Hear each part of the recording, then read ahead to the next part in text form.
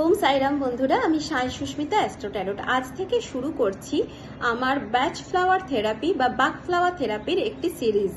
আজকের থেকে বেশ কিছু ভিডিওস আমি দেব আপনাদের জন্য, যেটা ডক্টর ব্যাচ বা ডক্টর বাক আবিষ্কার করেছিলেন কিছু ফুলের নির্যাস, এগুলোকে ডিভাইন ফ্লাওয়ার্স বলা হয়।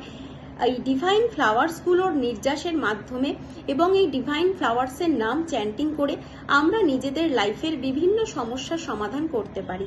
তো আজকে এরকমই একটি ডিভাইন ফ্লাওয়ারের কথা বলবো আমি।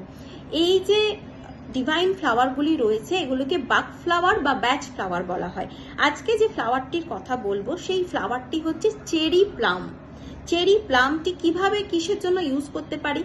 যারা খুব বেশি পরিমাণে রেগে যাচ্ছে, রাগের বহিঃপ্রকাশ প্রচন্ড পরিমাণে হচ্ছে, কোনো জিনিসপত্র ছুঁড়ে ফেলে দিচ্ছে, এই ক্ষেত্রে চেরি প্লাম আমরা অবশ্যই তাদেরকে দিতে পারি।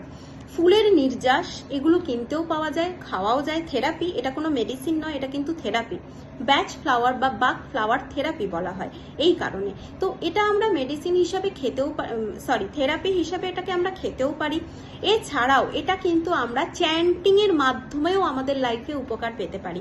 তো যাদের এরকম প্রচন্ড পরিমাণে রাগ হয়ে যাচ্ছে, রেগে গেলে দিকবিদিক জ্ঞান শূন্য হয়ে যাচ্ছ, জিনিসপত্র ভেঙে দেওয়া টেন্ডেন্সি আসছে, ছুঁড়ে ফেলে দেওয়া টেন্ডেন্সি আসছে, অথবা রাগ করে বাড়ি ছেড়ে চলে যাবার চিন্তা ভাবনা যাদের মধ্যে আসছে, তারা অবশ্যই এই চেরি প্লাম ইউজ করতে পারো। কিভাবে করবে? একটি কাঁচের গ্লাসে জল নিতে হবে, সেই জলের দিকে তাকিয়ে চ্যান্টিং করতে হবে cherry plum, cherry plum, cherry plum.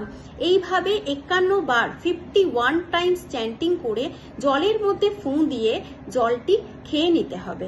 এটি সারাদিনে 3 বার করা যাবে, সকাল দুপুর রাত্রি 3 বার কিন্তু তোমরা করতে পারবে চেরি প্লাম। এছাড়াও চেরি প্লামকে আমরা কিন্তু যাদের খুব ওসিডি রয়েছে, ওসিডির প্রবলেম কিন্তু সাংঘাতিক একটা সমস্যা, ওসিডি প্রবলেমের ক্ষেত্রেও কিন্তু চেরি প্লামকে ইউজ করতে পারি। ওসিডির জন্য অন্যান্য আরও কিছু ব্যাচ ফ্লাওয়ার রয়েছে যেগুলো আমরা ইউজ করি, তবে ওসিডির জন্য চেরি প্লামও কিন্তু ভীষণ ভালো কাজ করে। যাদের ওসিডি রয়েছে তারা বাড়ির লোকেরা বুঝতে পারবে যে বাড়িতে কতটা সমস্যা তৈরি হয় ওসিডি রাখলে। এখানে এই জিনিসটা রাখা যাবে না, ওখানে ওটা রাখা যাবে না, এখানটা ধুলো পড়েছে, এখানটা সবসময় হাত ধোয়ার একটা টেন্ডেন্সি, অল টাইম হাত ধুচ্ছি, মনে হচ্ছে আমার অল টাইম হাত নোংরা হচ্ছে, কিছুতে হাত দিলেই আমি হাত ধুতে যাচ্ছি। তো এই প্রবলেমগুলো কিন্তু ওসিডির প্রবলেম বলে আমরা কাউন্ট করি। তো এই প্রবলেমগুলো যাদের হচ্ছে তারা অবশ্যই চেরি প্লাম চ্যান্টিং করবে, যেভাবে আমি বললাম এইভাবে কিন্তু তোমরা ইউজ করতে পারো। এছাড়াও আরও একরকম ভাবে ইউজ করা যায়, সেটাও আমি বলে দিচ্ছি। একটি পরিষ্কার সাদা পেপারের মধ্যে নীল কালি দিয়ে ক্লক ওয়াইজ একটা সার্কেল ড্র করে নিতে হবে। দেন সেই সার্কেলের মধ্যে নিজের নাম লিখবে, তার নিচে লিখবে চেরি প্লাম। অথবা তুমি অন্য কাউকে রেমেডিটা করে দিতে চাইছো, তাহলে কি করবে? সেই সার্কেলের মধ্যে সেই ব্যক্তির নাম লিখবে, তার নিচে লিখবে চেরি প্লাম, ক্যাপিটাল লেটারে লিখতে হবে। এরপরে একটি খাবার জলের গ্লাস, কাঁচের গ্লাস, ওই যে পেপারটার উপরে লিখেছো তার উপর বসিয়ে রাখতে হবে। পেপারটার উপরে এভাবে কাঁচের গ্লাসটা জলেরটা বসিয়ে রাখবে, বসিয়ে রেখে 1 ঘন্টা বসিয়ে রাখতে হবে। তারপর সেই জলটি ওই ব্যক্তিকে খেতে দিতে হবে যার জন্য রেমেডিটা তুমি করতে চাইছো। ঠিক আছে?